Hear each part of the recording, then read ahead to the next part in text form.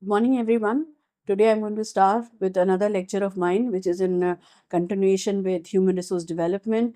In my previous lecture, I had discussed about the conceptual clarity of HRD, the definitions of HRD, the philosophy of HRD, and of course, what are the key elements as well as the philosophy.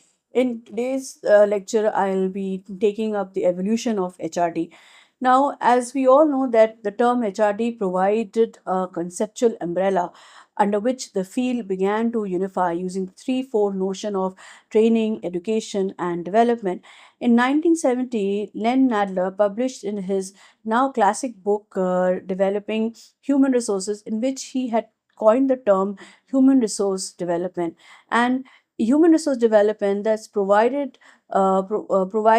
purpose and direction for the continued growth of the field, organized learning, that is the organized learning to provide the possibility of performance changes. It further identified a core discipline with which a field of study could develop, adult learning in the workplace. And then in 1987, Patricia McLagan proposed the following narrative definition of HRD, that it is the integrated use of training and development career and of training and develop sorry it HRT is the integrated use of training and development, career development, and organization development to improve individual effectiveness.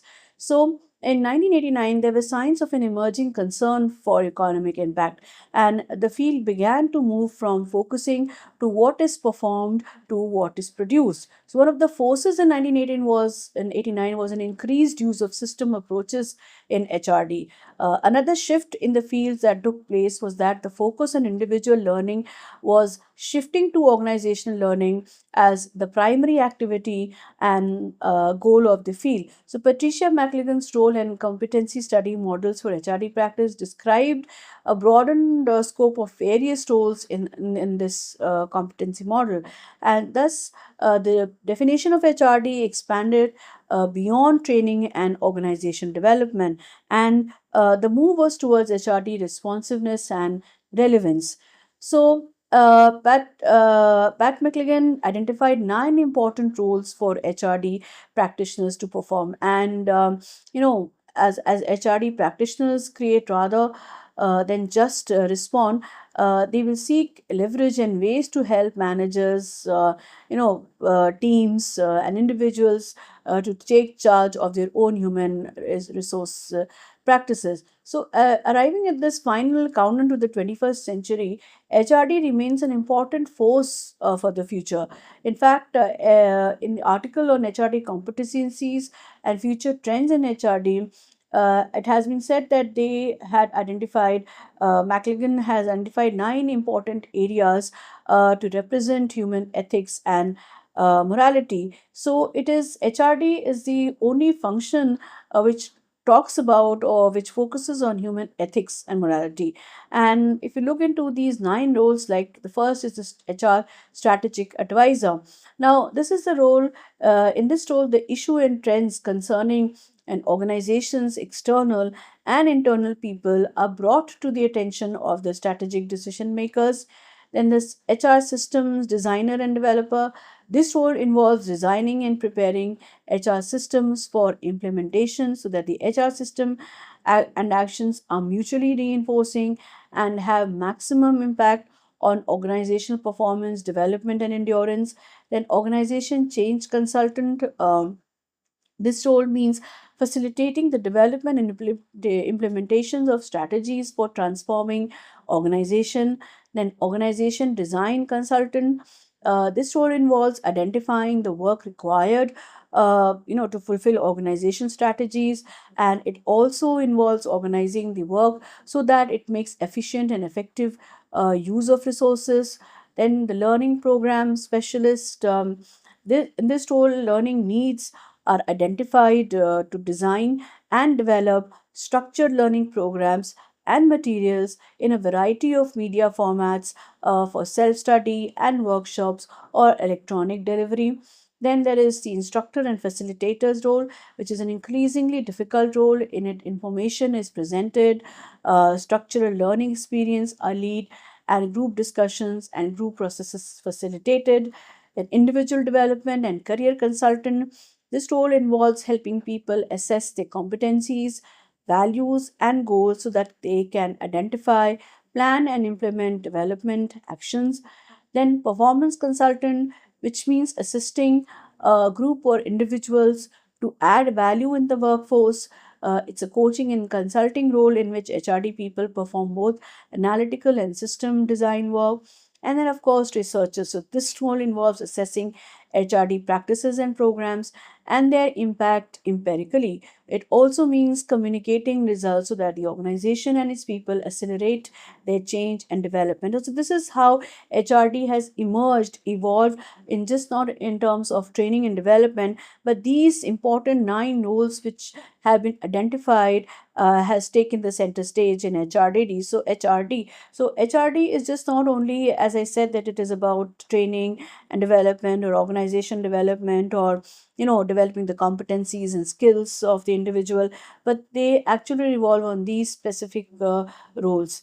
If you look into the nature of HRD, there are three perspectives, or there are few perspectives related to HRD, that is system perspective, behavioral science knowledge, continuous process, and quality of life. Now, when we talk about the system perspective, HRD is said to be the core of a larger system known as human resource system or human resource management. So, HRD becomes a sub part of human resource management, and it is concerned with providing learning experience for the organizational members to develop their competencies. So, HRD is only a subsystem of the organization which is integrated with all other subsystems such as the production, finance, marketing, etc. And it is viewed as a system consisting of several independent and interrelated subsystems, okay, and which would include performance appraisal, potential appraisal, role analysis, training, job enrichment, communication, etc. So, in designing a human resource development system, enough attention should be paid to building linkages which can be established in a number of ways depending upon the companies of the system.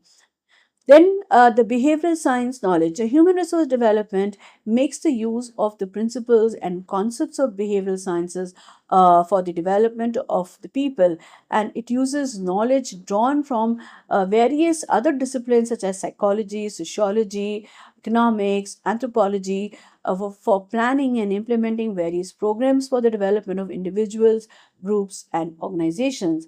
Then HRD is said to be a continuous process.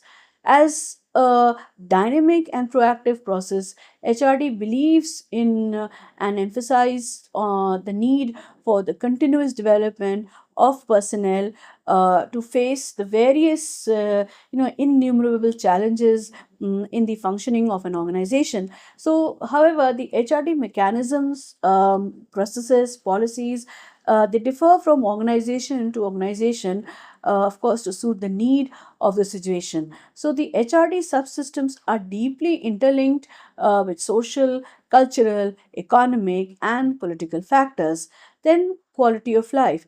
In general, HRD has its relevance to the quality of human life improvement, and and at the organization level, it is concerned with improving the quality of work life so as to achieve greater satisfaction of employees, and they have a higher level of productivity. Now, in the context when we have discussed about the nature of and the significance and the need of HRD, it's also important to understand the objectives of HRD.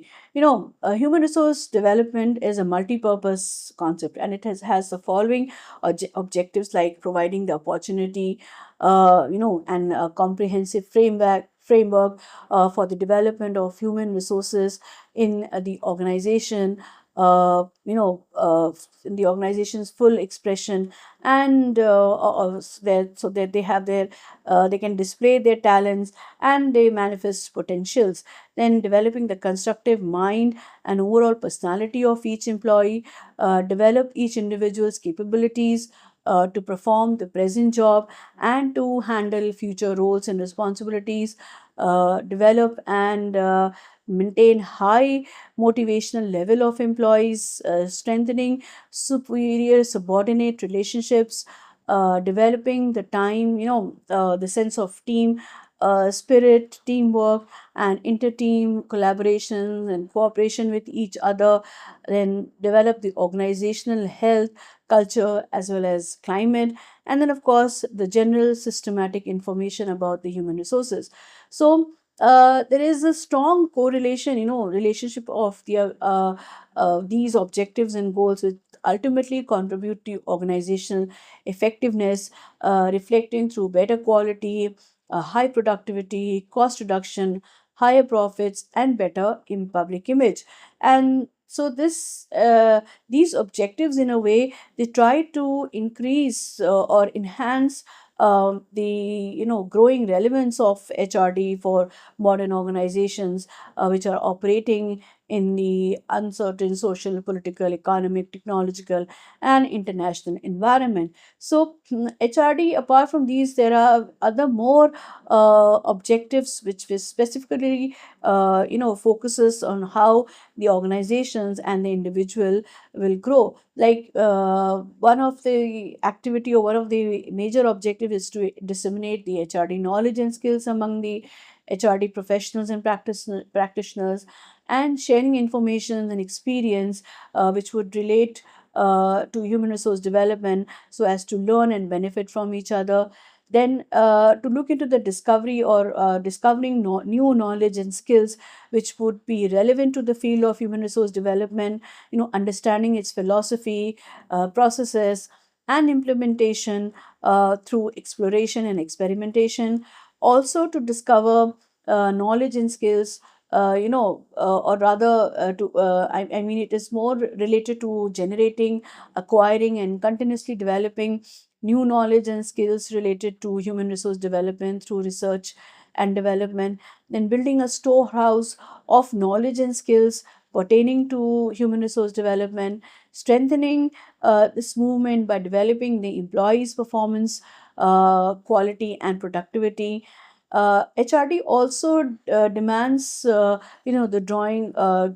growing attention of chief executives of different organizations, agencies, and government departments to the HRD philosophies and processes.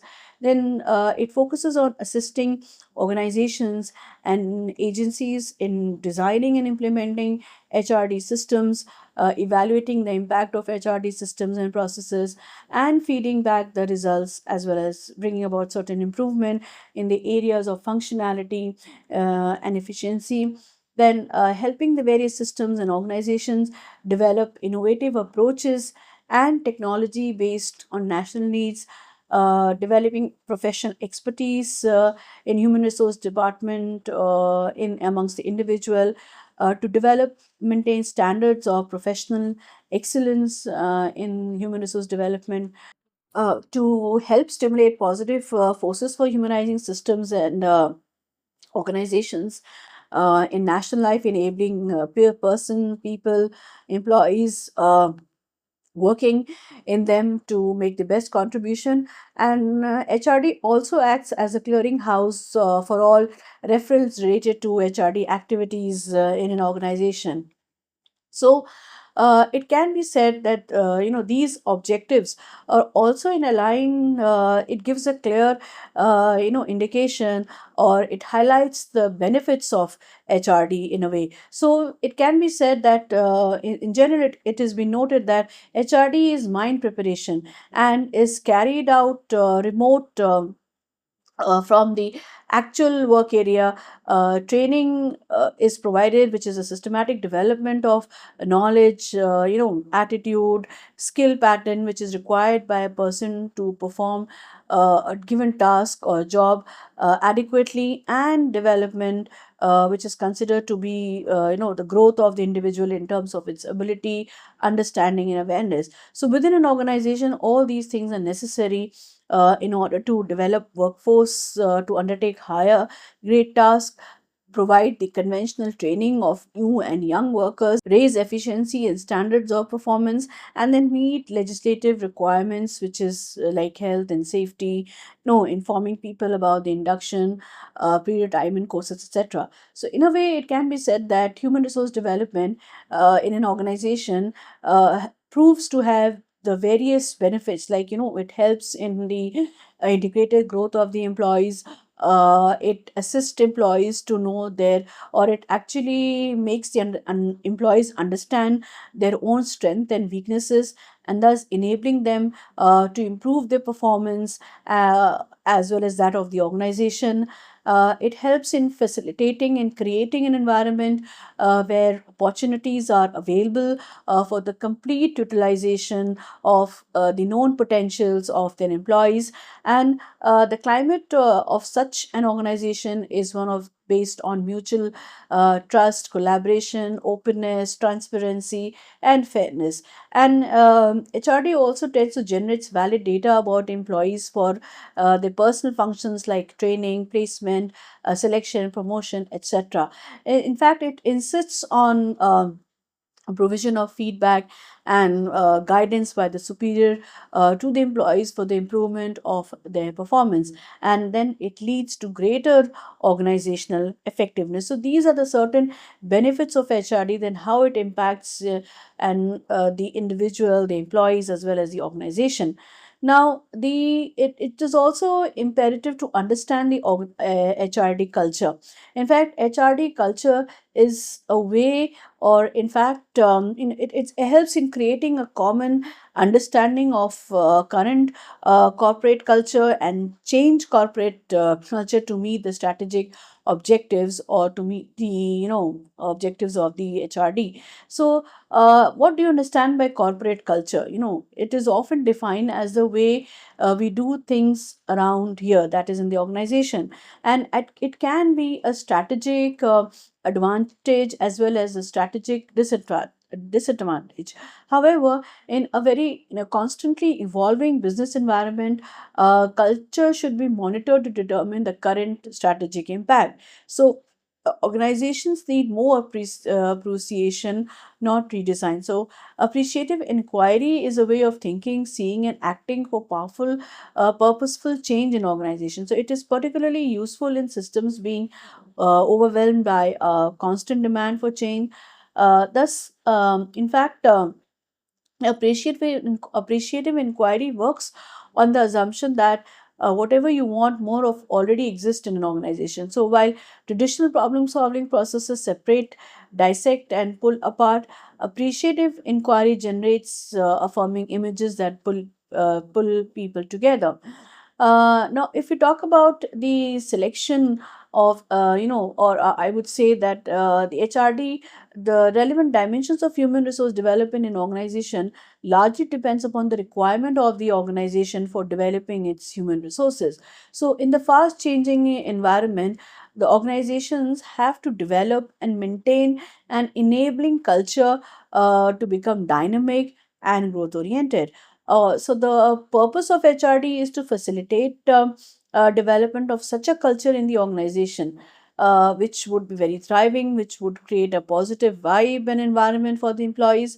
And enabling culture is one where employees use the initiative, risk experiment, innovate, and make things happen. So HRD is in fact, HRD culture is characterized by openness, confrontation, trust, autonomy, proaction, authenticity, and collaboration, which are presented by the term octopack, consisting of these characteristics. So all HRD interventions has to be anchored with a comprehensive human resource development plan that lays out the strategic thinking behind the interventions as well as the linkages between these. So if such an HRD strategy is to be developed and implemented effectively, there has to be a broad buy-in from a cross section of the institution, and there should be commitment from across the board to see the implementation through. Then there's this humanist there are humanist strategies, HRD strategies and plans that have been extremely that have been externally driven and because sometimes there is a lack of involvement of the managers, institution stakeholders. So when you talk about these in fact when we discuss about this openness, confrontation, it creates a climate culture is developed where people tend to have, or it can influence the organizational's goal. Then, apart from the culture, simultaneously, one has to also talk about the HRD climate. So, organizational climate is also one important aspect of any organizational setup. You develop a culture, you develop a climate in which people function. So, it is an integral part of general organizational climate. So, organizational climate again is a summary of perception which people have about the organization, and it is the global expression of what the organization is. In fact, organizational climate is a manifestation of the attitudes of the organizational members towards the organization itself. And every organization tends to attract and keep people who fit its climate so that its patterns are perpetuated at least to a certain extent. So, organizational climate is relatively enduring quality of the internal environment that is experienced by its members, influences their behavior, and it can be described in terms of values of a particular set of characteristics of the organization. So, in fact, HRD climate may be defined as perceptions of the employees who have of the developmental environment of an organization. So, HRD climate contributes to the organization's overall health and self-renewing capabilities, which in turn increases the enabling capacities of individual dyads, teams, and the entire organization. And in fact, to facilitate HRD at the an optimal level of development climate is essential, and some of the characteristics of such a climate are that there has to be at all levels, and especially at the top management, that people should be treated as the most important resource. They are an important asset. One has to develop perception that developing the competencies in the employees is the job of every manager and supervisor. Faith in the capability of the people to change and acquire new competencies at any stage of their life. They should be more open in terms of communication. They should be encouraged to take risk, helping the employees recognize their strengths and weaknesses. Then, also on the part of the employees, there should be a feeling of mutuality. There should be a feeling of helping each other, collaborate, and cooperation is demanded from them. There should be a sense of team spirit. A general climate of trust should be established amongst its members. Then there should also be a need to discourage any kind of nepotism or favoritism and biasness. People should be there in the organization based on their merit, based on their achievements. Then there should be supportive personal or human resource policies in the organization, which should be clearly established, properly framed and structured. Then developed or development oriented appraisals, training reward systems, job rotation, career planning, and potential appraisal should be there. So that climate, because this HRD climate, it can influence motivation, performance, and job satisfaction. So it does this by creating a certain kind of expectations about what will flow from different actions. So employees expect certain consequences, and in terms of certain reward, satisfaction, or maybe they sometimes might feel frustrated on the basis of the perception of the organizational climate. So these perceptions tend to motivate or demotivate an individual. So it can be said that organizational climate, it affects significantly the process of participative system of decision making, and is bound to be ineffective in a climate in which is predominantly characteristics of an autocratic style of management. So group discussion group discussion, group decision making without creating a proper organization climate generates more cynicism amongst the group members. And the group members might normally perceive that group making decision making system is a facade and it's just an eyewash. So it is therefore essential to democratize the organizational system for successful decision making.